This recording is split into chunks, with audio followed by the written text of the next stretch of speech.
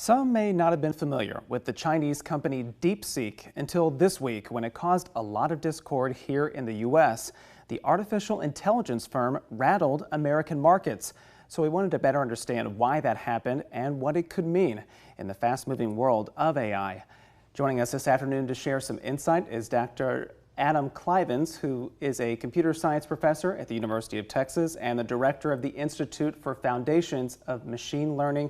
Dr. Clivens, thank you so much for being here. Welcome. Thanks. Great to be here, Will. So we really had not much familiarity with this company. I count myself among those who didn't really know much about DeepSeek at all. So please explain what this Chinese firm does and why its claims are making such a big deal here in America. Sure. DeepSeek is a relatively small Chinese AI company that very recently released their flagship large language model, their LLM, called DeepSeek R1. And it's taken the world by storm because it performs comparably to many of the flagship models that you're familiar with OpenAI, for example, ChatGPT or Google's Gemini. But the very surprising claims are that it seems to use an order of magnitude less compute power to create and train, and therefore an order of magnitude less money. So for example, instead of requiring tens of thousands of computer chips, these GPUs, they claim to only use 2,000 GPUs. And that translates to a training cost of less than, say, $10 million, where people have speculated that these OpenAI models take around $100 million.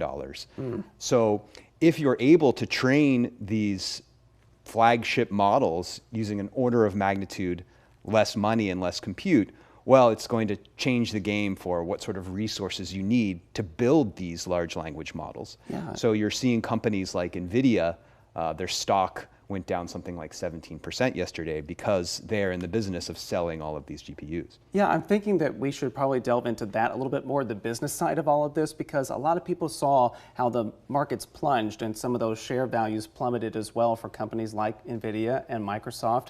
So how could this announcement have that much effect? Well, people really thought that in order to build the technology that's required for these large language models, that companies like Google and OpenAI were much farther ahead than all of its competitors. And so people were really surprised that DeepSeek, a relatively small company with only 2,000 GPUs, was able to replicate something like that. And so everyone is starting to rethink or recalibrate, what sort of technological resources do we need to build these large language models? And so that's going to impact everyone's capital allocation. And I would imagine that also impacted the shares and investments plummeting for energy industries as well. Yeah, absolutely. These GPUs are very power hungry. You need large data centers to get them to work. And so that's going to impact energy companies and their stocks as well. There are some caveats to the DeepSeek claims. Some people wonder, did they actually use some of the output of OpenAI's flagship model to train their own model, which might go against the idea that they were able to completely do it independently. And just start from scratch, essentially. And just start from scratch. So it has yet to be really verified and understood. There are some very interesting algorithms and technological advances that they seem to be using, but people aren't exactly sure where all of the magic is coming from that they were able to do this on such a limited budget. Okay, so as we're looking to the future now, this has obviously come up just this week. What are you going to be watching for since you're very familiar and active in this space? Well, one exciting thing that's going to happen is relatively soon, I would say, OpenAI is going to release GPT-03, which is going to be their next level flagship model. There are rumors about all of the things that it can do. And it will be interesting to see how it compares with DeepSeek's R1, whether they incorporate some of the technology that DeepSeek is using, how much farther along they are.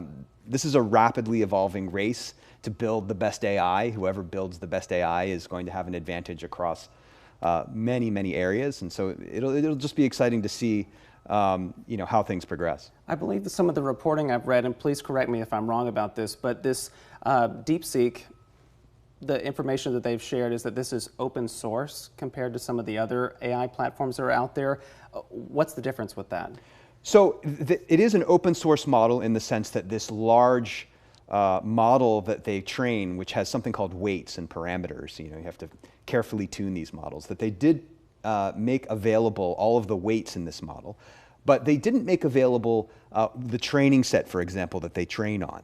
So there is still a very there's still a lot of secret sauce here. There's still things that we don't know or understand about how they were able to accomplish this.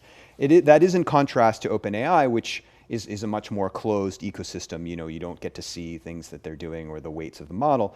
But so it is great that they published that, but there are still many things we don't know about it. Well, Dr. Adam Klivans, we really appreciate you joining us because this story has really caught a lot of people's attention and you've broken it down really nicely. So I'm hoping we'll have you back in the future to talk a little bit more about this too. But for now, thank you for being here. Happy to, Will. Thanks. Appreciate it, as always.